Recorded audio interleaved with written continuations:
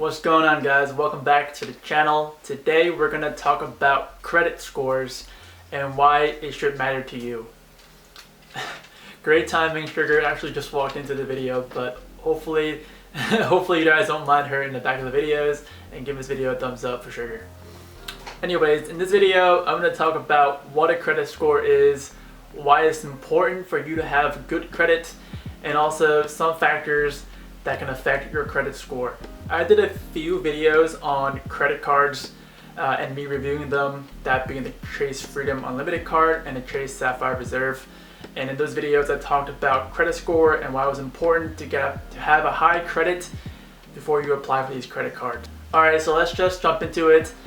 What is a credit score? And a credit score is a 3-digit number ranging from 300 to 850 that is basically assigned for each person, and that's the likelihood of you repaying your debt.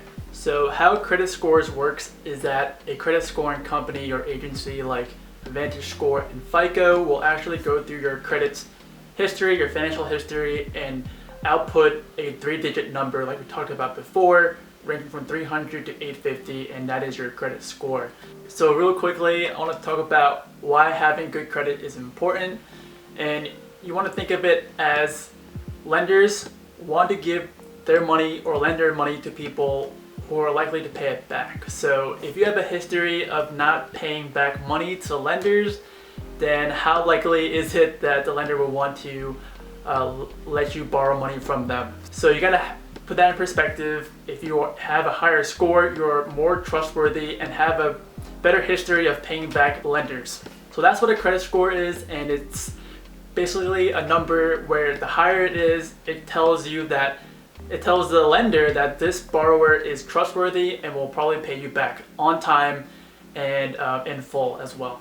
Now, if you have a low credit score, it could be for a variety of reasons, but having a low credit score can affect you when you're trying to apply for a loan. It could affect you where you can't get low interest rates. You may have to put down payments even on utilities, and furthermore, landlords may even look at your credit score just to make sure that, just to see if you'll be able to pay your rent on time. On the flip side, if you do have a high credit score, and we're talking about 700 or above, you may be able to apply for loans where you can have 0% interest rates.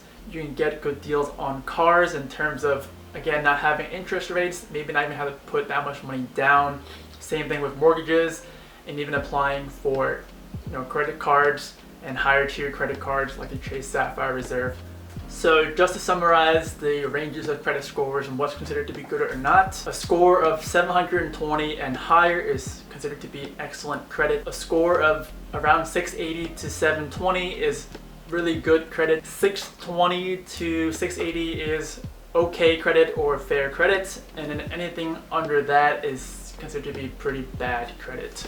Now, some of you may be asking, how do I check my credit scores? And a lot of your commercial banks have this feature where they'll tell you what your credit score is, and you can be as simple as just logging onto your bank account online, checking your account, and on the side panel it'll say check your score or what is my score this month, and it should shoot out or print out your FICO score and kind of all the factors that led to determination of your score. Other ways you can check your score: if you just go on Google, you can check other websites where they can actually pull your financial information, whether it be the credit bureaus like Experian and Equifax, but even other websites like Credit Karma. If you have an account, you put in your social security number, they can find out your credit score for free. So the next thing we're going to talk about are the 5 factors that determine your credit score. And these are the 5 factors that credit agencies or credit reporting agencies check when they're going through your financial history, determining your credit score. So the first one is going to be payment history. So payment history is going to be the biggest factor in terms of determining your credit score. This is going to be your history of paying back credits, whether it be on time or if you were late to pay that credit, or if you just didn't pay it back at all. So for those of you who don't know or maybe just trying to understand what credit is, so let's talk about an example where you have to pay back credits, and it's probably the most well known, and that is a credit card. So when you're using a credit card, you're not actually paying out of your own pocket at that moment, but at the end of the billing cycle or end of the month, you have to pay the credit card company back for all that you spent that month on that credit card.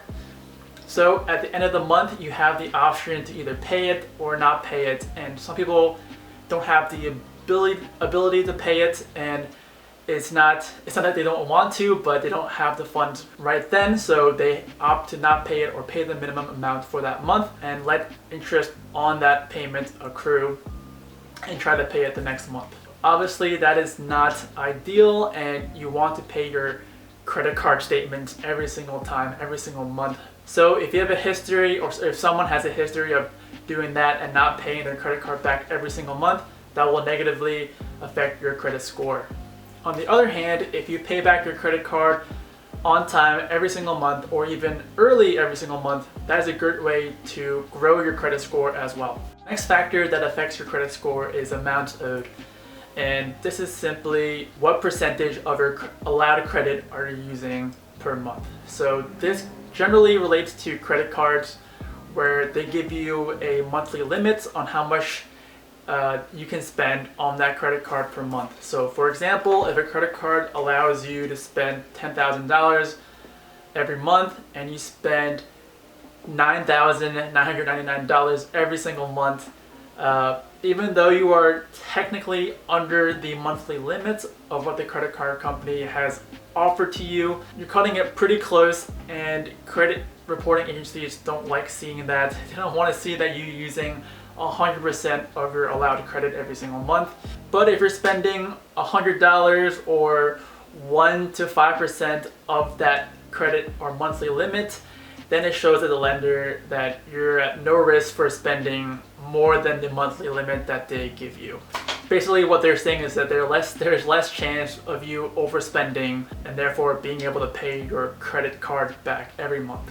The third factor that affects your credit score is length of credit history, and that is just how long you've had credit for, not only for credit cards, but for how many years you're paying off either a mortgage, student loans, just how long you've been in the credit game and how much they have to look back on.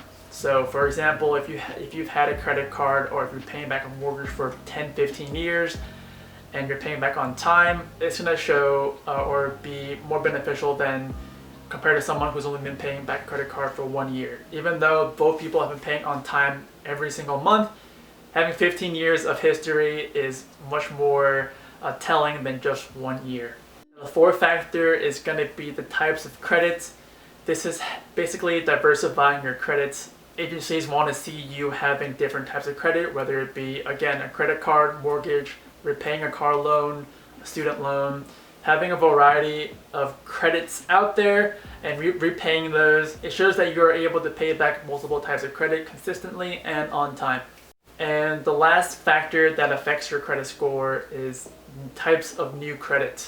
And basically this means that if you're opening a bunch of new credit cards or types of credit, if you're borrowing money from different lenders frequently or a lot in the past 6 months or a year, then they'll raise a red flag and they'll basically ask, why is this person borrowing so much money from different lenders? So therefore, you might see that if you open a credit card that month, you might see your credit score go down a little bit.